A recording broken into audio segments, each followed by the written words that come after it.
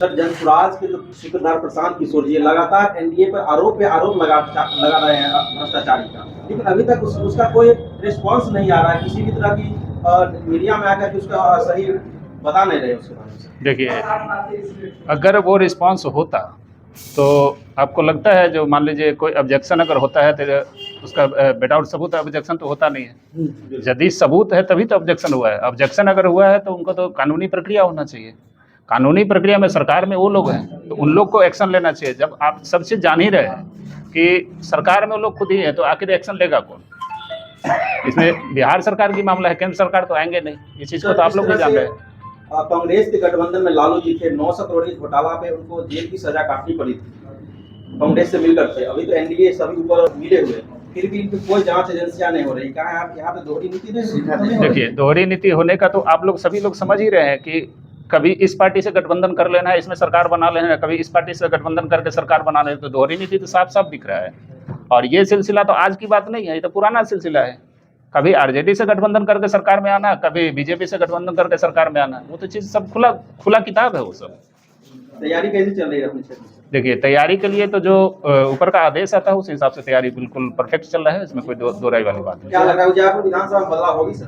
200% guarantee मैं on camera बोल रहा हूँ कि अगर पार्टी सही निर्णय लेते हैं तो हमें लगता है कि ये सीट अपना हाथ में आने से कोई रोकेगा नहीं। विधानसभा में सबसे अच्छा वर्क किस फील्ड में हुआ है सर? देखिए, ऐसा कोई फील्ड नहीं बचा है हमारे जनसुराज के साथी के द्वारा जिसमें काम नहीं हुआ है।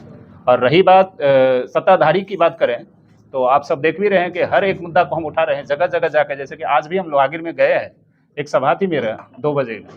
उस सभा में जब उनका गांव का लोग हमें घुराया वहाँ पे, तो मुझे लगा कि नहीं, ये 1947 में देश आज़ाद हुआ, लेकिन हमारे बिहार में उजियारपुर का आज़ादी नहीं मिला है। सर, परिवार लाभ कार्ड ये क्या है, इसके बारे में बताइए। देखिए, परिवार लाभ कार्ड में जैसे कि आप सब जानते भी हैं कि लगभग 20,000 रुपये का उसमें लाभ दिया जाएगा। जो अन्य तरीके से 5 आइटम है, उस पर 5 योजना है। उस योजना पे यदि हमारी सरकार बनती है तो ये तत्क्षण वो लागू होगा। परिवार लाभ कार्ड एक तरह से समझिए आप, जैसे हम लोग बाहर प्रदेश जो भी लोग कमाने जाते हैं तो हाईएस्टली कितना कमाएंगे?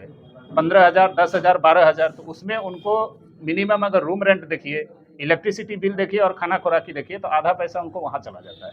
बचता उनको 5 से 7,000 रुपया। 5 से 7,000 रुपया में ना तो वो अपना परिवार चला पाते हैं, ना ही उनका बच्चा लोग अच्छे स्कूल में पढ़ पाते हैं, और ना ही कोई ऐसा व्यवस्था है बिहार सरकार के द्वारा जो हमारे यहाँ कोई सुविधा मिले। आपको छोटा सा एक एग्जाम्पल देते हैं।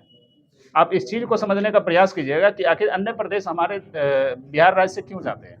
अन्य प्रदेश तब जाते हैं जब उनके पास रोजगार नहीं है। रोजगार अगर होता तो हमें नहीं लगता है कि हम अपने प्रदेश को छोड़ के अन्य प्रदेश में जाके हम रोजगार के लिए भटकेंगे। आप एक चीज़ को और मान के चलिए कि जितने भी ग्रेजुएशन कंप्लीट किए हुए लड़के लोग हैं आज, हमें जो लग रहा है लाखों में है जो बेरोजगार भटक रहे हैं। ऐसा स्थिति भी मैंने देखा हूँ कि वो जाके कभी पंजाब में बोरा बस्ता उठाते हैं, कभी दिल्ली, हरियाणा, पंजाब, राजस्थान। इसमें इतना ही नहीं, उनको अगर वो भी काम नहीं मिलता है, वो भी सीजनली काम होता है 1.5 से 2 महीना का, उसके बाद उन लोग ठेला भी चलाते हैं, रिक्शा भी चलाते हैं। कि आने वाला जो विधानसभा चुनाव है सिर्फ उजियारपुर ही नहीं पूरे बिहार में सरकार बनेगा। इस चीज़ को आज ही आप लोग लिख लीजिए, और गारंटी के साथ सरकार बनेगा। जैसे कि अरविंद केजरीवाल जी और अन्ना हजारे जी का जो रामलीला मैदान में जो धरना प्रदर्शन हुआ था, धरना प्रदर्शन के बाद ठीक 2 महीना या 2.5 महीना के बाद सरकार गठन हुआ जिसमें सुपड़ा साफ हो गया था। सिर्फ 3 एमएलए बचे थे जो विपक्ष में रहने लायक भी नहीं बचे थे।